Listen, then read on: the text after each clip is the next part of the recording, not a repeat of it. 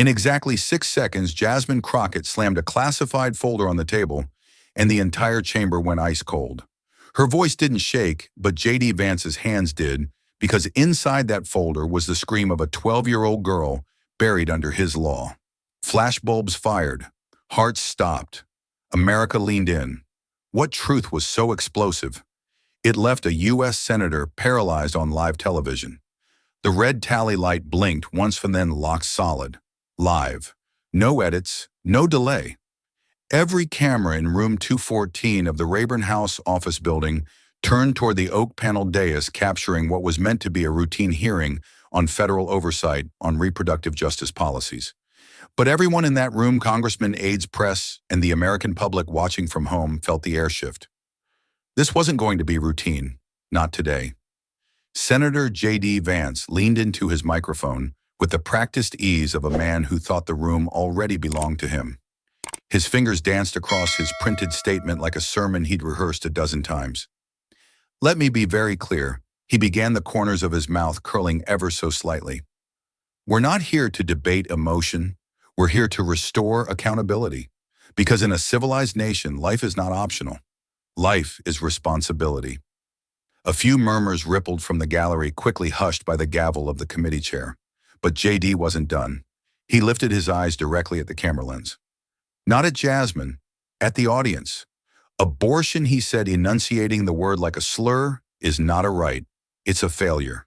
A failure of morals, a failure of responsibility. And holding people accountable for that isn't cruelty, it's policy. The words sat in the air like a match hovering above gasoline. 3 rows back, a woman in a nurse's uniform squeezed the hands of her daughter. Beside her, a pastor inhaled through clenched teeth. In the front row, Representative Jasmine Crockett hadn't moved. She sat upright, composed, eyes locked on J.D. Vance. With a stillness that wasn't passive, it was loaded. One hand turned the edge of a manila folder. The other tapped the table in quiet rhythm. Her lips pressed together, but not in frustration, in calculation. J.D. glanced toward her now only briefly. He saw no reaction. That made him smirk harder. Some folks here, he added, his tone oozing condescension, think feelings should trump federal law. But our job isn't to comfort, it's to correct. Jasmine looked up. Finally, just for a second. And then she looked back down at her notes. No rebuttal, no fury, just silence. But something about that silence made J.D. Vance check his watch. What happens when a woman doesn't flinch but everyone else in the room does? J.D. Vance wasn't done. Not by a mile. He leaned back, loosened his shoulders like he was getting comfortable, like he'd already won. Then with that same smug confidence, he dropped the line that sucked the air right out of the room. Some women, he said, voice syrupy with disdain, have started using abortion like it's birth control, like it's a convenience, a way to skip responsibility. That's not healthcare, that's moral decay, gasps, sharp ones. A hand slammed onto a notebook in the back row. One of the reporters blinked 3 times and stopped typing. But Jasmine Crockett didn't blink at all. She didn't interrupt. Not yet. J.D. smiled again, mistaking her stillness for surrender. Then she moved. She slowly picked up the folder in front of her. Didn't open it, just held it. Then she raised her eyes, steady, deliberate, and locked them right onto him. The room held its breath. Her voice was calm. Too calm. You have 6 seconds to apologize, she said. J.D. chuckled under his breath until she kept going. To every woman in this room. His smirk faded just slightly. And to the 12-year-old girl in this folder. Now the room stopped breathing. The way she said it, flat, clean, no theatrics, cut sharper than any shout could have. 1 second passed. 2. J.D. tilted his head as if trying to decide whether this was a trap or a joke. He let out a soft, scoffing laugh. A hand went up behind him from one of his aides as if to stop him from going further. He ignored it. Congresswoman, with all due respect, he said, lips curling. Are we doing drama now? Jasmine didn't respond. She just set the folder down gently, her hands folded on top of it, and she stared. Not to threaten, not to plead, to warn. Even the cameras seemed to zoom in on their own. What was inside that folder that made even the temperature in the room drop? The folder didn't make a sound, but somehow it was louder than anything said that day. Jasmine placed it flat on the desk, fingers still resting on the sealed confidential medical report. Redacted. She didn't look at JD. She didn't need to. The tension did all the talking. For a full 2 seconds, the room just stared. Not at her, but at that folder. Like it was ticking. JD shifted in his seat. The smirk from earlier gone. His jaw tensed, but he forced a laugh, one of those awkward public laughs that die before they reach the chest. Jasmine's voice cut through it. Calm. Precise. Icy. Your 6 seconds are up. No raised voice. No gavel. Just those 5 words, and it felt like someone turned the oxygen down in the room. Even the moderator hesitated, fingers gripping his gavel, eyes bouncing between them. Let's, return to decorum, he said, but it sounded more like a question than a command. Nobody moved. JD looked at the folder again, noticed how her hand never left it, noticed the edge of a redacted page peeking just barely from the corner. One of his aides shifted behind him, whispering something. JD ignored it. He was locked in now, and so was everyone else. Jasmine didn't move, didn't blink. That folder didn't just hold paper, it held something heavier. The kind of truth that doesn't shout, it waits, it breathes, it knows when the moment is ready. And right now America was watching. What was inside that manila folder that made even a U.S. senator stop pretending he wasn't scared? Jasmine didn't raise her voice. She didn't need to. The silence in that hearing room was already doing all the heavy lifting. With one hand resting on the folder, she began to read, not for shock value, but for truth. For the girl who never got to speak for herself. She was 12, Jasmine said, from a rural town outside Columbus. Came into the ER with abdominal pain. Nurses thought it might be food poisoning. Then the test came back. She looked up just briefly. The room was frozen. Even JD Vance, who had been puffing his chest a moment ago, had gone still. His eyes didn't lift. He stared at a scratch on the desk in front of him, like it might offer an escape. She'd been raped, Jasmine continued, voice steady, by her stepfather, for months. Her mother asked for a termination immediately. She was told it wasn't possible. Not in Ohio. Not under the law Senator Vance proudly supported. A low gasp escaped from somewhere behind the camera rigs. Someone shifted uncomfortably in the gallery, but no one dared speak. Jasmine turned another page in the file. She carried the pregnancy to 31 weeks, delivered prematurely, screamed through the entire labor. Her body wasn't ready. She was 12. Jasmine let that number hang there, not to echo, but to haunt. The infant survived. She did too. Barely. No one blinked. JD didn't move. His hands were clasped too tightly to fake confidence now. Jasmine didn't acknowledge him. She wasn't reading for him anymore. She was reading for everyone watching. Everyone who thought this was just about politics. She hasn't gone back to school. She barely speaks. She has night terrors. And yet this law calls itself pro-life. Oh, but whose life does it protect exactly? Jasmine closed the folder gently, like laying a headstone. Who let this happen?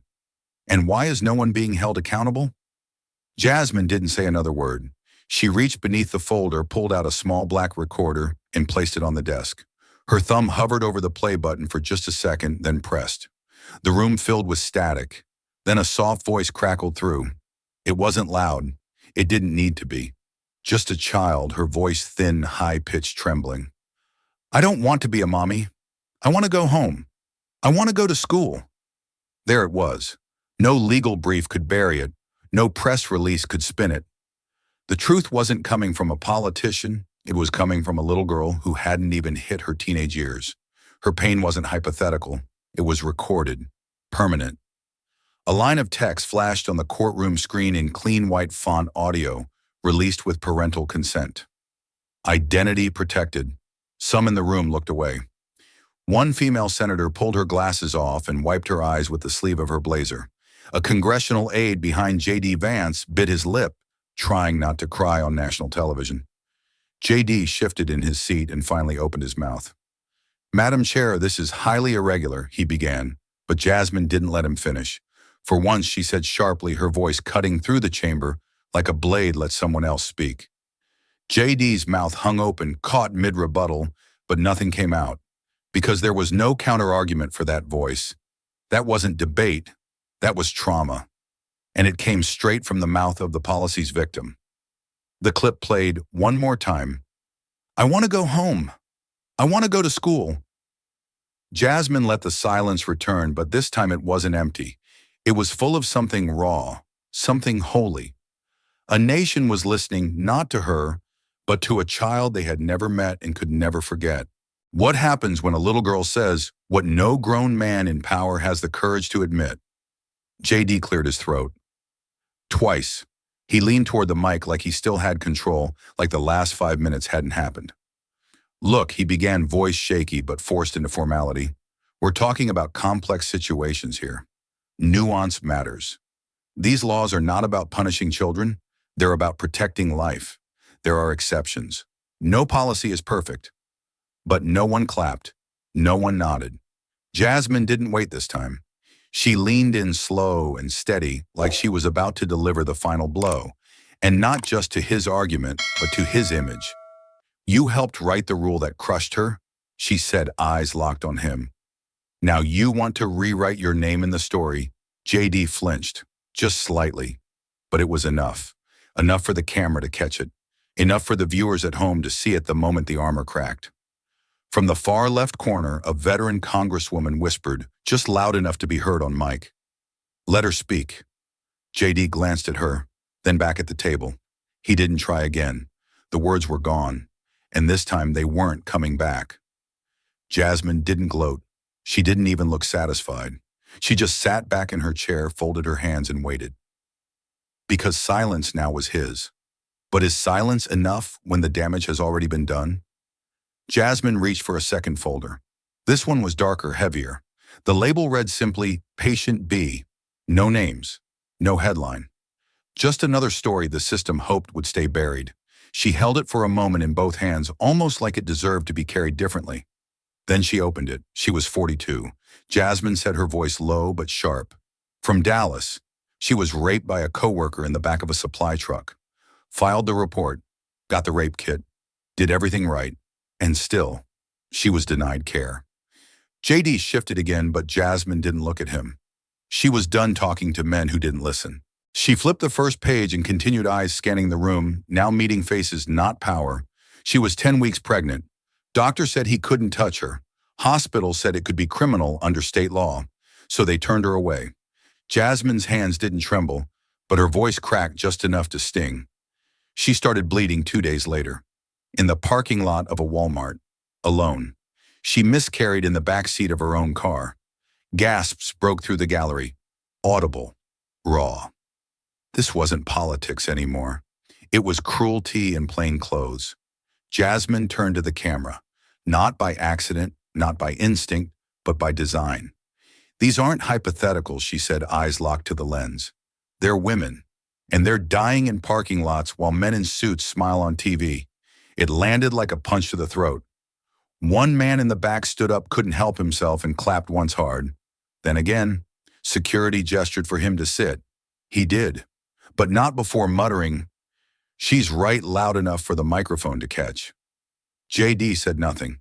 His team whispered behind him, but he didn't turn around. He just stared at the second folder like it might open itself and read him aloud. Jasmine closed the file gently.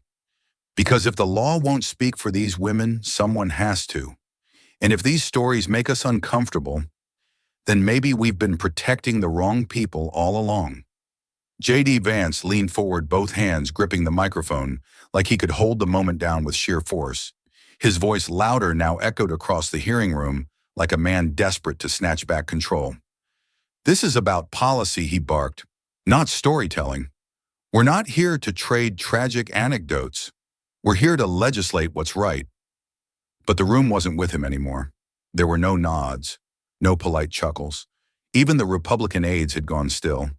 The only sound was the low hum of the live broadcast rigs and the murmuring outrage of a nation glued to their screens. JD didn't know it yet, but the story had already slipped out of his hands. Jasmine Crockett rose without a word. No grand motion, no drama. Just a slow, deliberate lift from her seat, like gravity had changed only for her. Her fingertips hovered over the closed folder for a moment longer before she let them fall away. Her voice came next, not loud but shaking, and not from nerves, from something deeper, something raw. Storytelling, she said, locking eyes with him across the table. You made a 12-year-old carry her rapist child. That's not a story, Senator. That's your policy. That's your signature. That's your consequence. JD looked like he'd swallowed something sharp. His fingers tapped for rhythm, a way out that wouldn't come. Jasmine didn't give him one. You sit here behind your suit and your statements and call this nuance. You look into cameras and say there are exceptions. But you know damn well there weren't for her. You know it, and you still signed it. Across the room, a senior Democratic senator leaned into her mic, voice calm but fierce. Let the record show we're not debating stories. We're debating survivors. A ripple moved through the gallery. Not a sound, but a shift. Like everyone in that room for one collective second realized something bigger was happening. Not a hearing, a reckoning. On the live stream, YouTube comments exploded. Phones vibrated across the country. TikTok clips were being clipped in real time. Twitter lit up like a brush fire. 6 seconds wasn't just trending, it was erupting. One comment shot to the top. He said policy. She said survivor. Only one of them remembered she was human. JD sat back defeated, but too proud to admit it. Jasmine remained standing arms, steady, breathing deep. Her voice had cracked, but her power hadn't. If anything, it had multiplied. Because in that moment, America didn't need another policy memo. It needed the truth delivered, not debated. What happens when a woman stands up and makes the entire country remember who's really paying the price? Jasmine didn't sit back down. Instead, she reached for the touchpad on the desk and tapped twice.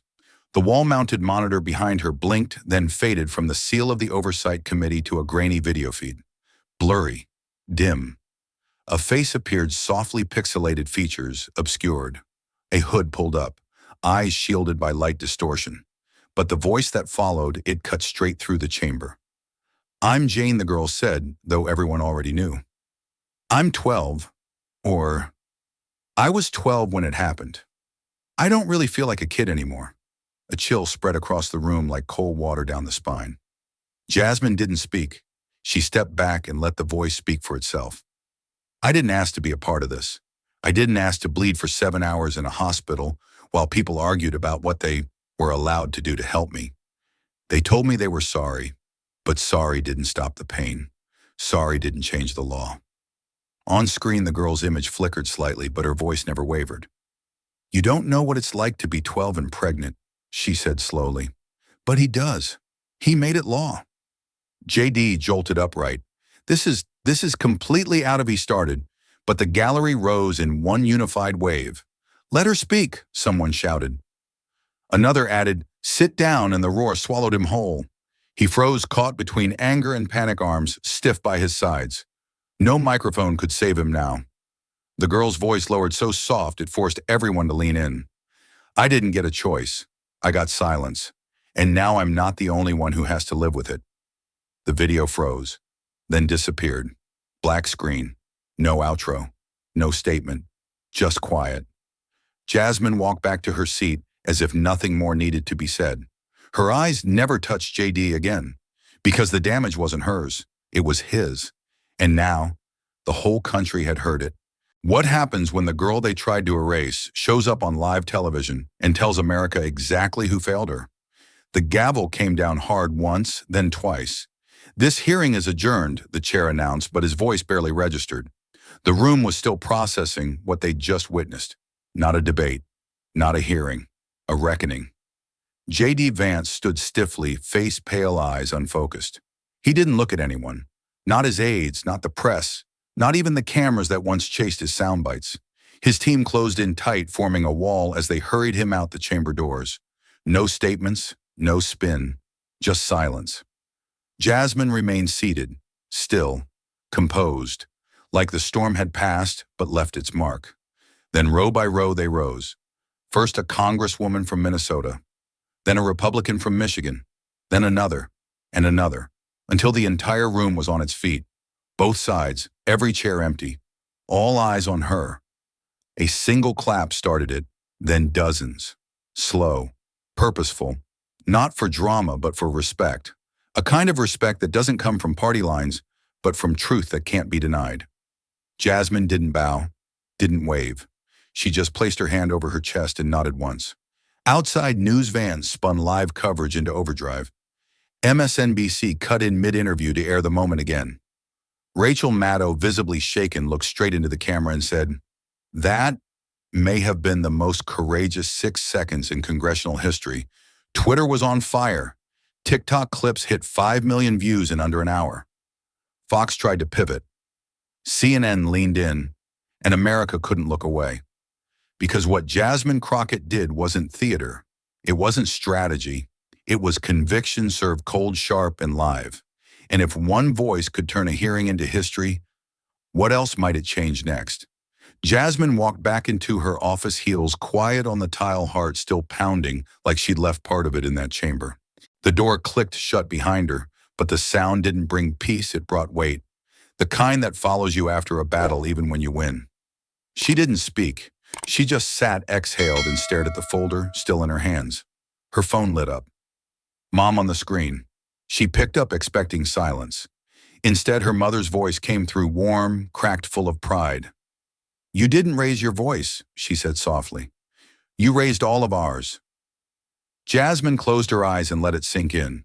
Of all the noise, all the coverage, that sentence hit the deepest. Not a soundbite, not a headline. Just a mother who'd watched her daughter hold the line. Across the room, her aide stood by the laptop, overwhelmed. "There are over 6,000 emails," she said, eyes wide. "That's in the last 52 minutes alone." Jasmine looked up. "Read me one." The aide cleared her throat, holding back emotion.